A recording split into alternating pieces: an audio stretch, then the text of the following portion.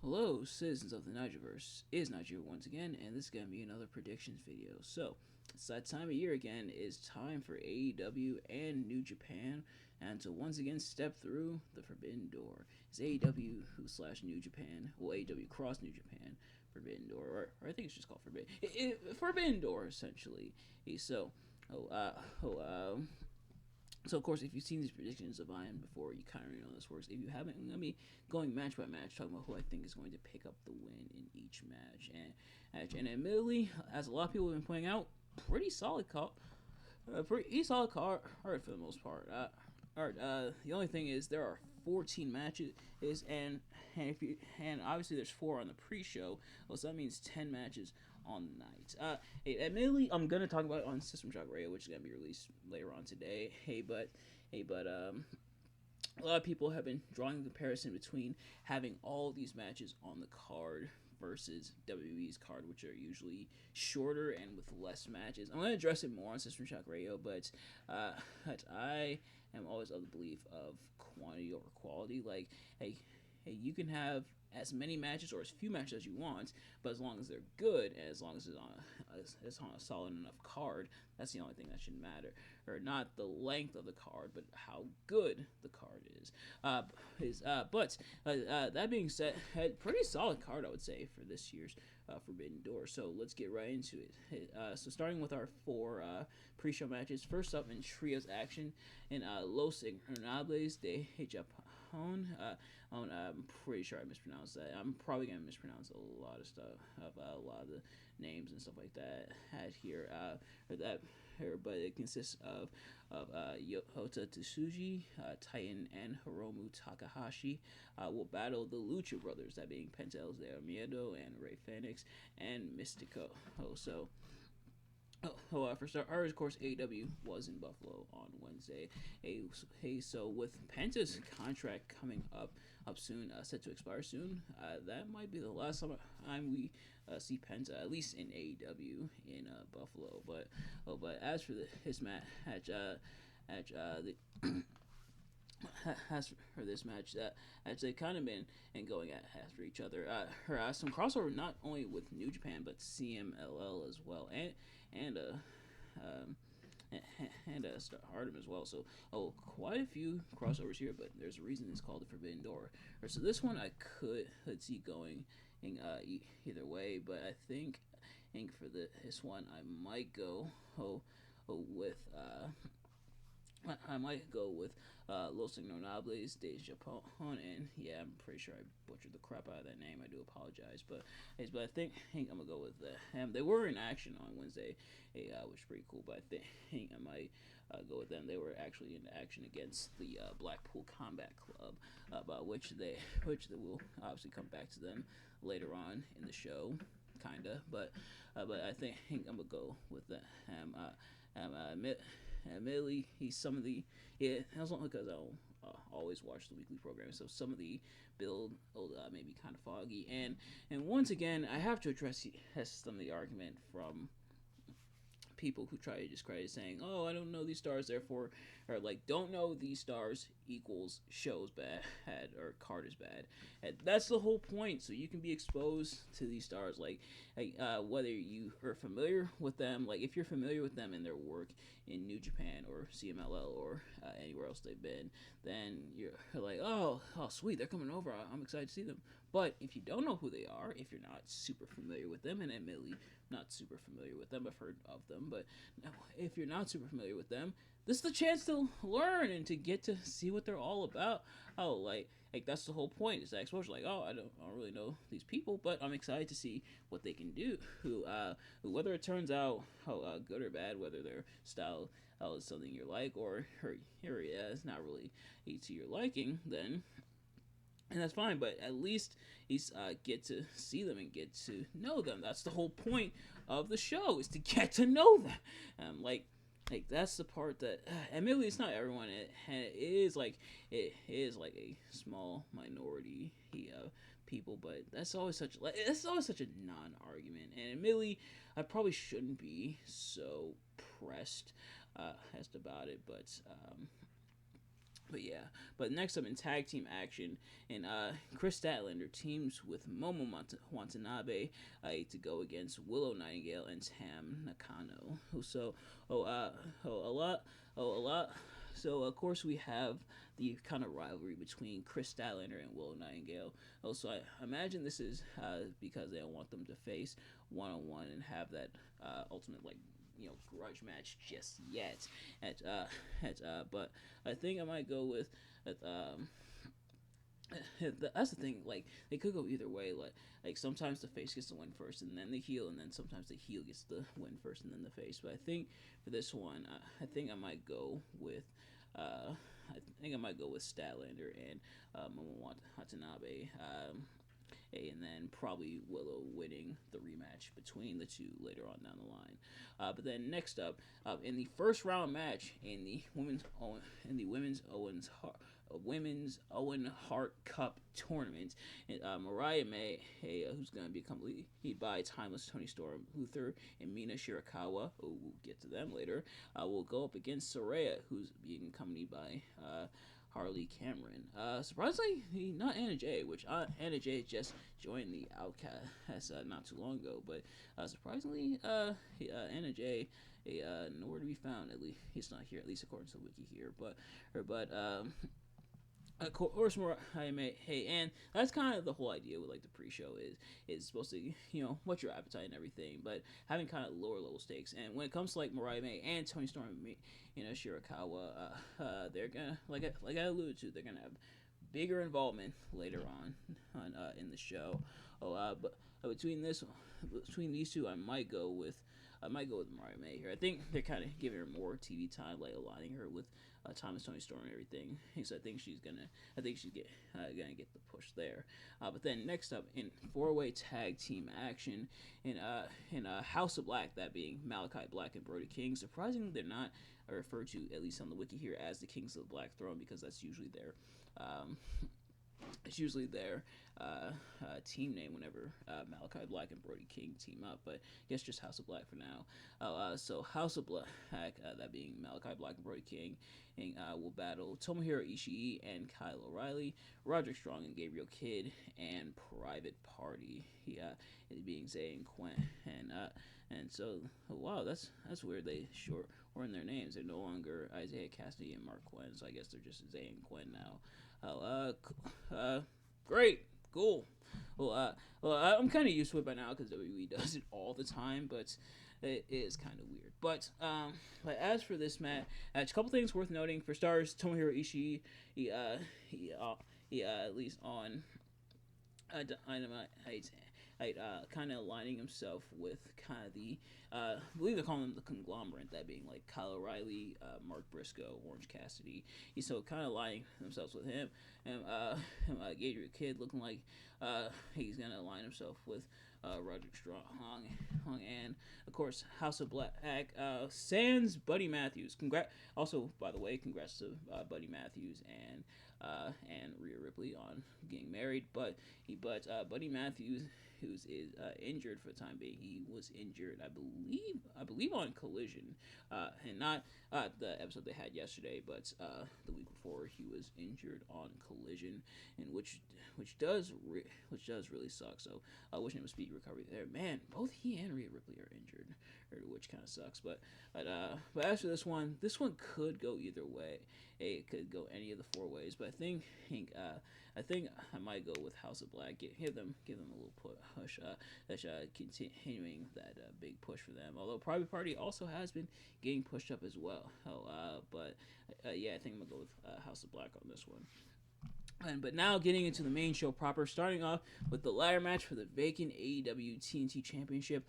If Konosuke Takeshita, Mark Briscoe, Jack Perry, the Scapegoat, Dante Martin, and Leo Rush and El Phantasmo. Ladder match? Now we're talking. like I love ladder matches. It is also worth mentioning before I forget that this is just the order they have on the wiki. Doesn't mean they'll be the official order when it comes showtime. But of course, Adam Copeland was TNT champion, but injured himself at Double or Nothing. Got injured at Double or Nothing, so So he had to vacate the championship. At first, they were going to hand it to Jack Perry. The Elite was going to hand it to Jack Perry. Christopher Daniels, who the Elite had fired, but he was rehired by Tony Khan.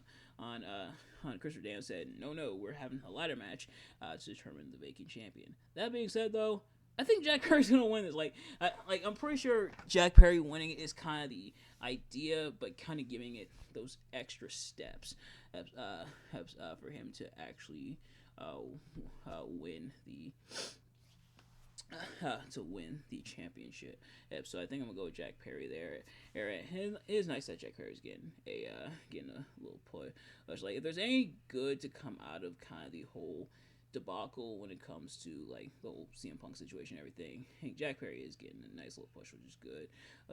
But this one I definitely am looking forward to, and I am gonna be talking about what I think is gonna be the strongest, weakest match of the night. But not a bad lineup. Like these are all people who are getting solid enough push. It is admittedly wasn't really. I think El Phantasmo was the one I was least familiar with. With Dante Arn, of course, top flight. Getting pushed even in his brother Darius's absence due to his injury. So continuing that push from there. Mark Briscoe, of course, coming into the fold after the death and everything of his brother Jay Briscoe. Takeshita also getting that push as well through the Don Callis family. Leo Rush recently coming back into the fold and is now, I think, like officially part of the AEW roster, or at least going to be appearing a lot more often going forward. So, yeah, but I think I'm going to go with Jack Perry on this one. But then next up in trios action, the Learning Tree. That being Chris Jericho and Big Bill. And Jeff Cobb. And they're, of course, going to be accompanied by the Bad Apple, Brian Keith of the Learning Tree. They will battle Samoa Joe, Hook, and Katsuyori Shibata. So, a couple things worth mentioning. For starters, I know it's probably sacrilege to say, but the Learning Tree admittedly is kind of it's kind of entertaining. It's kind of entertaining. I'm not gonna lie. I don't know what about it. Maybe it's the fact that Chris Jericho's going around smiling and waving like a freaking dork, or acting like an absolute dork. Or it could be the fact that like Big Bill and Brian Keith are getting TV time. Of course, Brian Keith getting to know him more and more now that he's officially within AEW and everything. I don't know what about it. It's just I don't know. It's just funny. He's something about it is entertaining, at least for me. Maybe I'm alone on that. But then, of course, they've been having their issues with Hook and Katsuyori Shibata. Chris Jericho has, stemming from Chris Jericho beating Hook for the FTW Championship. Now, that one I still don't agree with. Samoa Joe kind of inserting himself, kind of mentoring Hook and Shibata. And originally, Jericho wanted Minoru Suzuki, at least within kayfabe. So this part did cause a little confusion, at least with me, because Chris Jericho wanted Minoru Suzuki, reached out to him, but Minoru Suzuki said he wanted to face Chris Jericho. Instead, saying he doesn't want to team with the Learning Tree, he wants to face Chris Jericho instead. Now, I thought that meant, Jericho versus Suzuki at Forbidden Door, and at the very least, they kind of allude to it, but then they clarified, that's actually not going to be for Forbidden Door, it's going to be for a different, it's going to be at a later time, so Jericho will be facing Minoru Suzuki in the near future. But as for this one, I could see going either way. I think they might give it to the Learning Tree just to keep the feud going, and eventually they'll have the blow off and everything. And Brian Keith also is worth mentioning. Did injure his arm. I think it is kayfabe injury, but it might be legitimate. But yes, I think I'm gonna go with the Learning Tree and Jeff Cobb there. Excuse me. But then next up, to the point I was making earlier, for the AEW Women's World Championship, Timeless Toni Storm will be who will of course be accompanied by Luther and her and of course her black and white entrance will be battling against Mina Shirakawa. Now this is the part where I'm supposed to talk about how I want the match to be in black and white, but low key, I'm gonna give. I think I'm kind of gonna give up. I've eventually given up hope that a match will be in black and white. Hey, the whole match will be in black and white involving timeless Tony Storm. I think I'm officially throwing in the towel, waving the white flag. It's not gonna happen. Watch me say that, and then it literally happens tonight. Like this is the match, but nevertheless, as Mariah May will be at ringside in support of both participants because she's been caught in the middle of all this. So Mariah May, of course, is aligned with timeless Tony Storm in AEW, but also teamed with Mina Shirakawa in New Japan. Not in New Japan, in Stardom, and so she's kind of caught in the middle here as Shirakawa is challenging Tony Storm for the championship. So I think this one is gonna go to Tony Storm, or I imagine she'll probably face Mariah May at some point for the title. Well, I don't know if Mariah May will necessarily beat Tony Storm for it, but yeah. So I think we'll go with Tony Storm there. But it will be interesting to see what involvement Mariah May will have. I imagine probably similar to when they did it for Miss Elizabeth when Hulk Hogan and Macho Man faced at WrestleMania 5. I thought, which seemed like two very different things in two very different situations here. But yeah, so I'm gonna go with Tony Storm getting the win there. But then next up, Zack Sabre Jr. Will battle against freshly squeezed Orange Cassidy. It's a good thing out of the wiki here because it kind of fills in the blanks. The excerpt from the wiki here says, at Forbidden Door in 2023, AEW's Orange Cassidy won a 4-man match, which also involved New Japan Pro Wrestling Zack Sabre Jr. The following year, on the June 8th, 2024 episode of Collision, Sabre challenged Cassidy to a rematch as a singles match at Forbidden Door, claiming the two men had unfinished business. Either the Fatal 4-Way they were talking about was on the pre-show, or I do not remember that match happening at all at Forbidden Door last year, which I reviewed last year, of course. So if you haven't already, go check out that review. But as for this one I could see going either way. Orange Cassidy kind of branching off even more into his own now that Best Friends is no more. Chuck Taylor's on the shelf. Trent Turner, Orange Cassidy joined up with the Don Callis family. But I think I might go with Zack Sabre Jr. on this one, kind of give him his win back. But I think they still have more in store when it comes to Orange Cassidy. But then next up, the hometown boy MJF battles Hichiro. Oh, and I know I definitely probably butchered that name, but MJF of course returned at Forbidden Door, or not Forbidden Door, returned at Double or Nothing, and took out Adam Cole. Cole's kind of been going back into the swing of things, had his feud with Roosh, and said he wanted to face some guy from New Japan, that he'll likely face some guy from New Japan. And at Forbidden Door, he was set up to face Hichiro. And funnily enough, it was the Elite that assigned MJF to face Hichiro, at least in kayfabe, to face him at Forbidden Door. So MJF versus the Elite soon? Question mark. But for this one, I'd probably go at MJF, give him the win in his hometown, and to really establish him as a bigger star now that he is back in the fold. But this one will be interesting to see. But then next up for the IWGP World Heavyweight Championship, Jon Moxley, he will be defending against Tetsuya Naito. If I'm not mistaken, I'm gonna read the excerpt here. At New Japan Pro Wrestling's Windy City Riot in April, AEW's Jon Moxley defeated New Japan Pro Wrestling's Tetsuya Naito to win the IWGP World Heavyweight Championship. After retaining the title at New Japan Pro Wrestling's Dominion on June 9th, Moxley cut a promo for anyone to challenge him, and Naito came out to confront Moxley, and a rematch for the title was set for Forbidden Door. So this is the rematch here. Moxley, of course, versus won the IWGP World Heavyweight Championship. Even so, Naito essentially wants it back. So having the rematch here, and I imagine this will likely go to Naito to take the title back to New Japan. Like, it's not uncommon for, like, with their kind of business relationship, it's not uncommon for AEW wrestlers to have, like, New Japan titles. Eddie Kingston had the New Japan Strong Openweight Championship for a while, and And of course, Mox has the IWGP Worldwide Championship here, and I think it's not even the first time he's had it while being a part of AEW. But yeah, so I think it's gonna go back with Naito to take it back to New Japan and everything. But then next up in trios action as the aforementioned Elite, that being Matthew, who and Nicholas Jackson, the Young Bucks / the EVPs, and the Rainmaker Kazuchika Okada will battle Scissor Ace. Is that being the acclaimed aimed of Anthony Bowens and Platinum Max Caster, and New Japan's ace Hiroshi Tanahashi, that's / president of New Japan, Hiroshi Tanahashi, with who are going to be accompanied by, of course, Daddy Ass Billy Gunn. The Acclaimed have been having their issues with the Elite cutting off their music and everything, much to the chagrin of the Acclaimed and to the acclaim of Twitter, some pun intended. It's Billy Gunn calling in a favor from a president that he knows, that being obviously Tanahashi. So Tanahashi's going to be teaming with the Acclaimed here.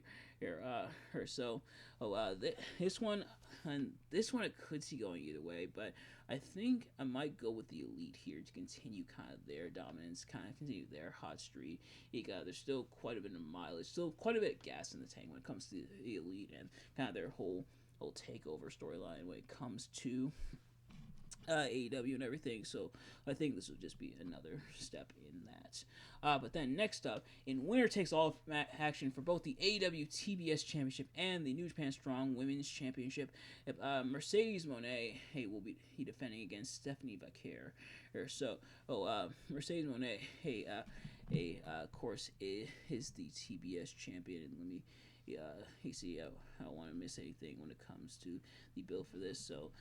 Extra time again. So, following her successful defense of AWTS Championship on May 29th episode, Dynamite, Mercedes Moné was interrupted by New Japan Strong Women's Champion Stephanie Vaquer, who performs New Japan Stardom in CMLL. The two suddenly stared each other down while holding their respective titles up. In the following week, it was announced that the two would face each other at Forbidden Door in a winner takes all match for both championships.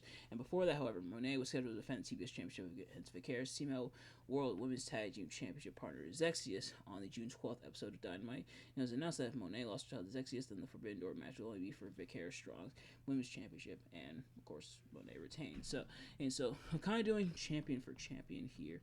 So kind of going back to what I talked about earlier, like the AEW.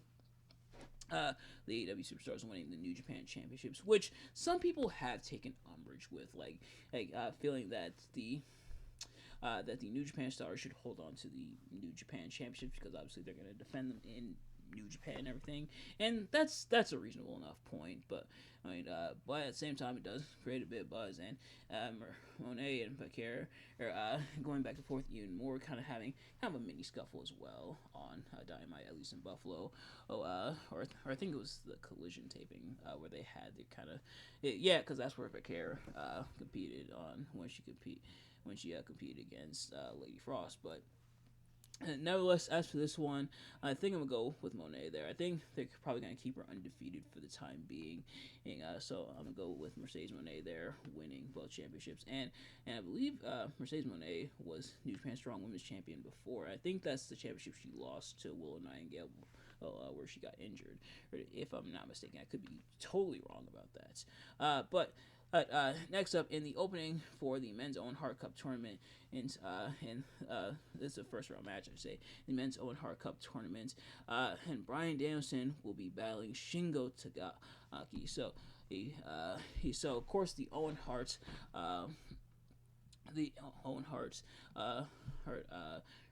Cup tournament, and what AEW's been doing for a few years now, for a couple years now. Of course, continuing that working relationship between Owen Hart's family, their estate, and AEW, so that's why Danielson's battling Takagi here.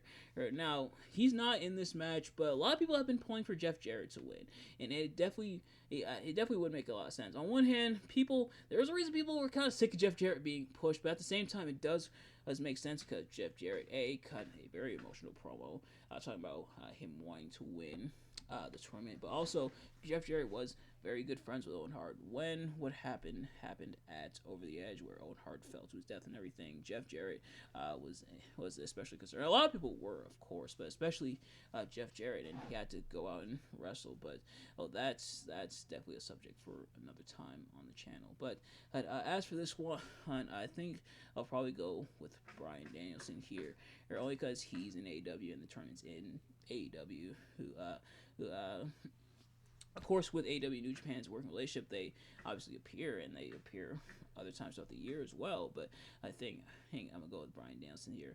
And then last up, and what surely to be the main event, and it is generating a lot of buzz. The match that had probably a lot of people are talking about, that just about everybody's talking about, in singles action for the AEW World Championship. Surprisingly not championship for championship, but I guess that makes sense. And Swerve Strickland, and who will of course be accompanied by Prince Nana, will be defending against the AEW International Champion and the aerial assassin Will Ospreay. Okay, so Will Ospreay had a friendship, had the mutual respect, but at that point, kind of being thrown out the window. Will Ospreay winning a Casino Gauntlet match a few weeks ago on Dynamite in order to battle Swerve here, and like I said, that mutual respect kind of gone at this point, including Ospreay taking out Swerve on Collision with this past Collision from yesterday. Obviously, it was taped on Wednesday, but Ospreay taking out Swerve during the weigh-in with a nasty hidden blade. Of course, and Ospreay and Swerve had teamed up on Dynamite before that. So some bad blood things. He's definitely unfolding here. As for this one, I think I'll probably go with Will Ospreay. But the question some people have is, will the Don Callis family get involved? What will their involvement be in the match? And will this set up for a potential rematch between the two at All In? And All In seems to be more the ideal stage for Ospreay to win the World Championship, but kind of having the match here early with Swerves. But I think I'm gonna go with Swerve on this one. I don't think Swerve's dropping it just yet at Ospreay. I think that'll probably come later on down the line. So I think I'll go with Swerve here, and I'm sure Will Ospreay will win the World Championship eventually down the line. But that is my predictions for what I think will be the strongest and weakest match of the night. The strongest I think will probably be either the World Championship match. Or actually, I think probably the World Championship match will likely be. You'd hope it'd be the strongest, but that ladder match is also looking very enticing. As for the weakest, and I don't mean weakest in terms of like bad. I think weakest in terms of like not just comparisons to the rest of the show, but importance in the grand scheme of things. Things for the rest of the show. Maybe. Like it's admittedly hard to pick. Maybe the MJF match, but again, doesn't mean it's gonna be a bad match. Just not, but compared to like everything else. But nevertheless, that's going to do it for this predictions video. Thank you all so much for watching. Hope you enjoyed. If you did, please do me a favor: like, comment, subscribe, share with your friends, and turn on post notifications. Every time I upload a video, so you can see as it drops. And let me know in the comments below what are your predictions for AEW Forbidden Door, or who you think is going to win, who you think is going to walk out champion, everything. Let me know in the comments. Hence, I'm going to try to have this up before or showtime. Hopefully it is out before showtime. If not, this will make a funny retrospective, as in wow, he got that right, or man, Nigel was way off when it comes to that. It's happened before, and I'm sure it'll happen again. But nevertheless, thank you all so much for watching. I'll see you guys later. Peace.